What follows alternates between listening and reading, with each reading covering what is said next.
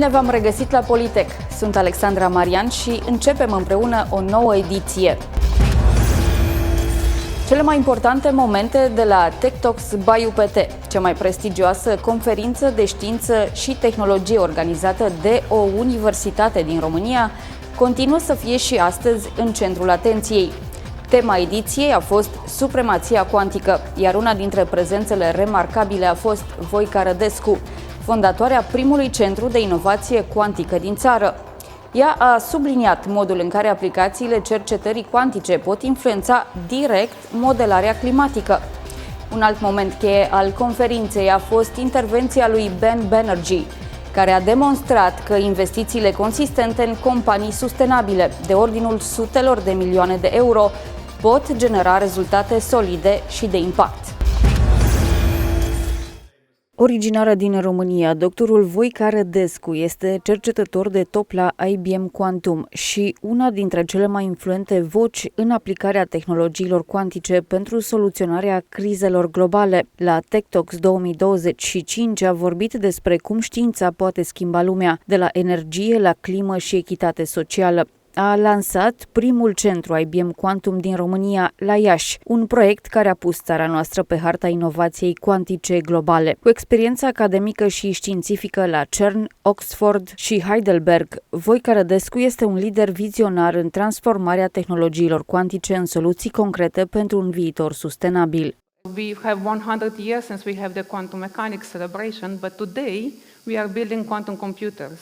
So that's why I want to explain how we are doing it and how the approach we are taking it from our IBM point of view.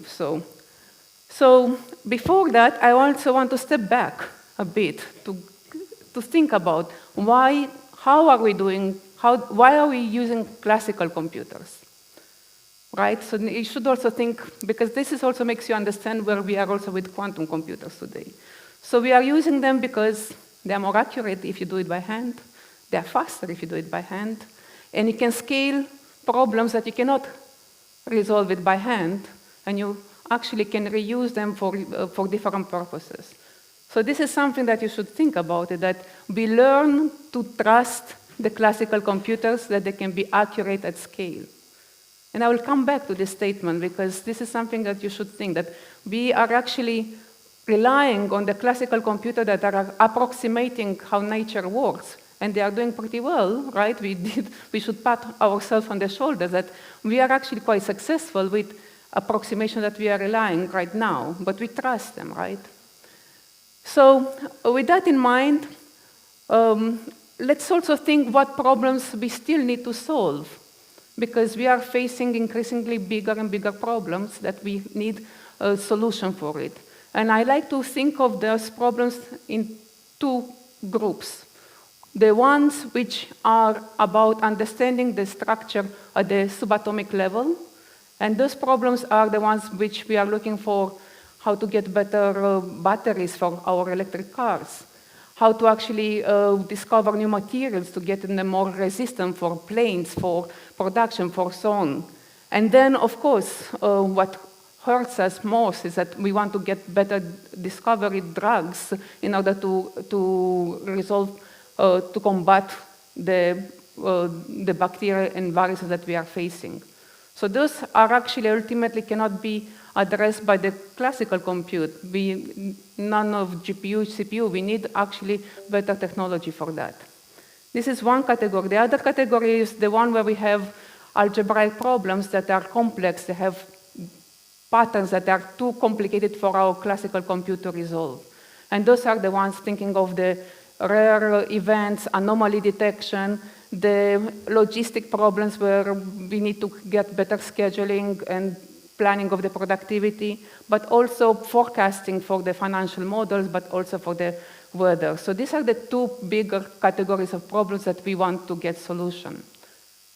The good part is that we do have now a technology which is based on quantum mechanics. So that means that information is more than just 0 and 1. And we are building this quantum computer. So we are so excited about this, because the technology is here present. So also that also poses the question that with this technology, what are the problems that we are not even exploring because we did not even try, because we knew that we can't even address them. So this is where the excitement is, that on one hand, we have to resolve problems that we need to resolve, but on the other hand, we are also opening up completely new horizons with this technology. So I want also to get you a bit more on reflecting what quantum computers can do. So with the logical qubits, with your laptop, you can simulate up to 30 qubits. Then if you add additional qubit, you actually would need 2 laptops, basically, with additional qubit. Now, if you are using 48 qubits, this can be simulated only by the biggest supercomputing centers. In this picture I have from IBM Summit, but we have other supercomputer centers, like Fugaku in Barcelona and so on. So you require basically a field to actually be able to simulate the power of 48 qubits. Then if by magic means you are able to connect all these supercomputing centers, you are only up to the 60 qubits. So that's it. That's all the classical compute that we have on this earth. And now we want to put available 200 qubits available. That's from IBM. We have a clear strategy on how to deliver that in 2029. On the other hand, as we are developing this technology, we are also want to make sure that the world is quantum safe. So we need to plan and execute the transformation to post-quantum. So this is the reason why these 2 missions go hand in hand. How are we doing that? Well, we define this through 5 pillars. At the center of it, it's advancing the technology.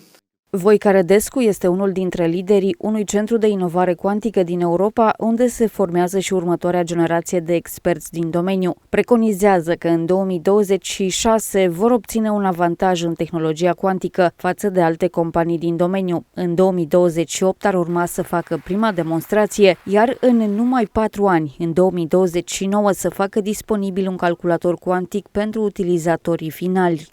Our best chip is 156 qubit. We call our chips as birds. But I also want to emphasize that the performance is not just driven by the number of qubits. The performance is driven by number of qubits, the quality of the qubits, and the speed.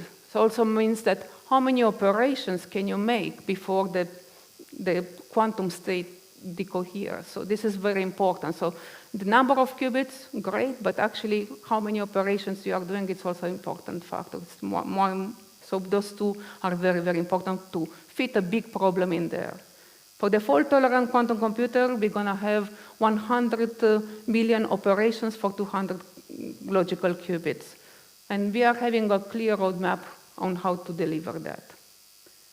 Now, in terms of use cases, I love this chart, I find it sometimes difficult to explain, but I love this chart because it shows you, as I mentioned, on the y-axis you have the circuit, the number of qubits, versus the number of operations, number of gates. And you can see there are different classes of the problems. There are spin models, chemistry, materials, optimization, and cryptography. So these are the problems that are looking to be very far away. What is interesting is that actually today, 2025, we are exactly at the edge to access these use cases. But in fact, the hardware is progressing in that direction, in diagonal towards the right side of the graph. But this is based on the algorithm that we have today. And imagine that algorithms are being evolved. That means that when we get new algorithms in their advances, all these data points will move closer to where the hardware is today.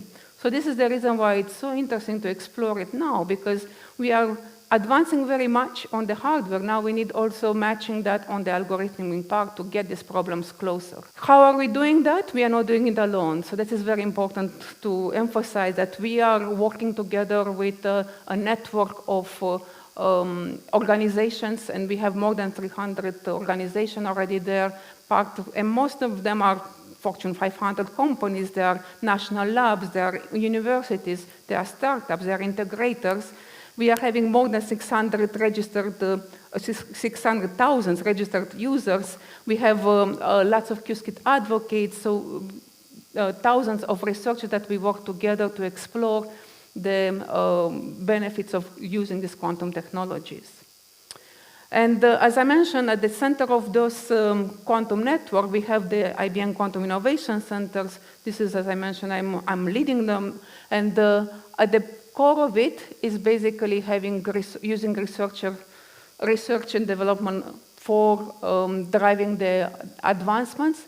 Then we use the quantum as a tool, so we are developing the pipeline needed to actually use the quantum, so in terms of library development and so on, but also very importantly, we are very much focused on education and workforce development.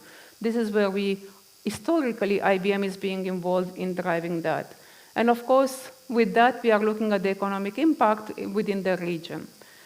What maybe you don't know is that in Romania, we have a Quantum Innovation Center. It has been recently launched in Iași.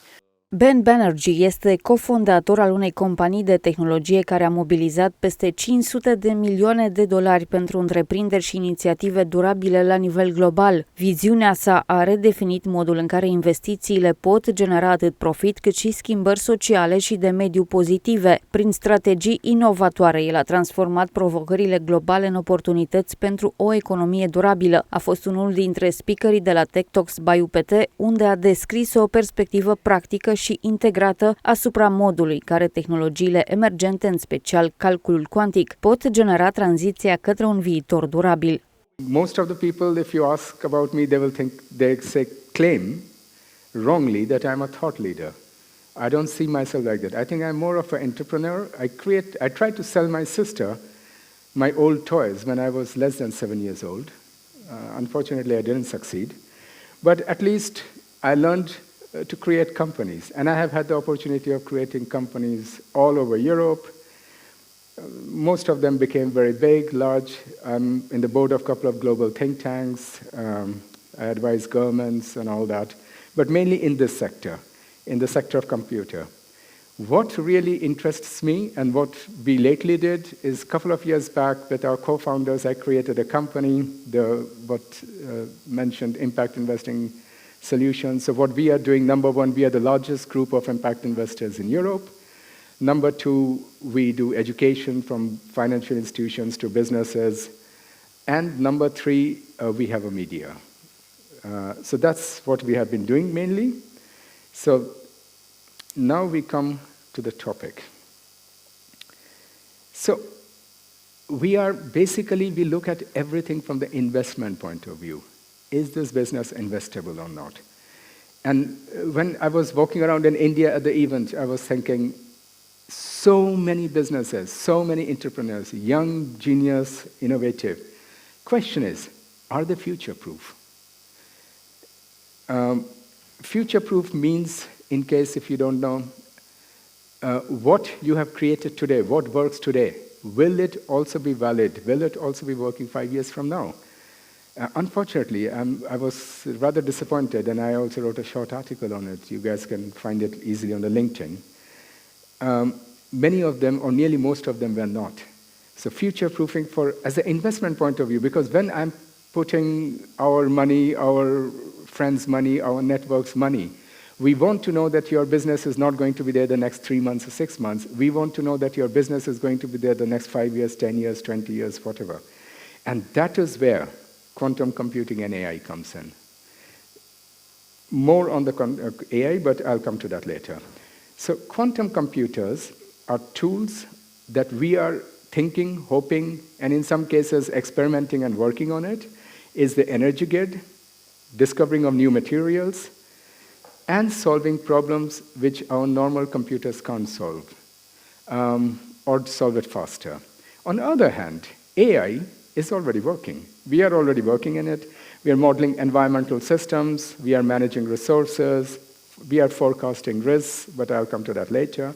So individually, these are very, very, very powerful tools, but when you mix them, it's exponential.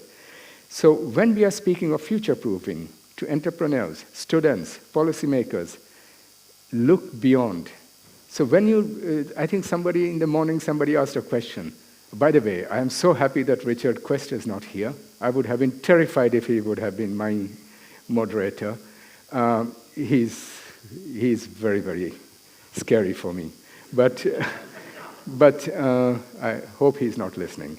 So somebody asked about, I thought somebody asked what are they going to study or what they think should be the next education. I think one of the students. And I found it extremely good question. When you study or when you want to choose something to study, and I mean very young people who are here, go for your passion, go for your creativity, and pay attention that it really exists from now, few years in future. So when I speak of future-proofing, think about this, that whatever you're going to study, whatever you're going to work, is future-proof or not.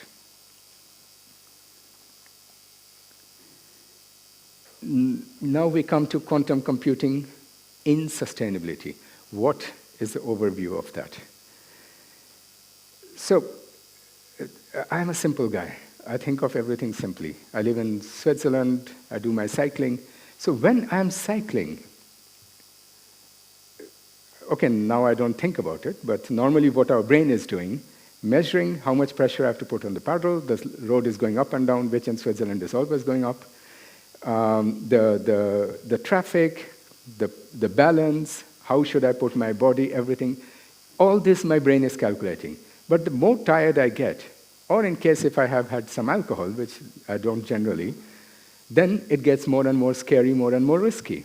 And I may even get tired, and I may even fall off the cycle. Quantum computing will not, a quantum computer will not get tired, and in fact, it will be able to run 100 cycles or 1,000 cycles over 1,000 different patterns, landscapes, and everything. That's how I look at quantum computing. So when you look at it, we have very complex energy systems, energy grids. I'll come to that later. So we have been investing, I think, nearly 30 years, solar grids, wind powers, windmills, geothermal, whatever you can think of in the terms of renewable energy, we have been active in it. That's where it comes in. Then the next thing that comes in is carbon capture.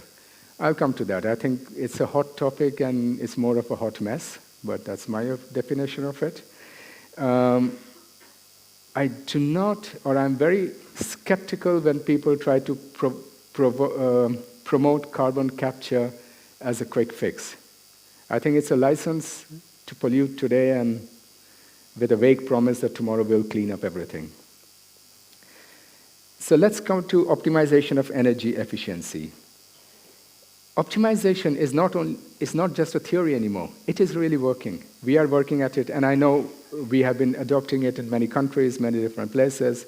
And in energy sector, especially with the climate change coming nearer and nearer, in most countries it's already hitting us. I was recently in Asia, in India, Indonesia, Singapore, Mauritius, they're all getting hit by it.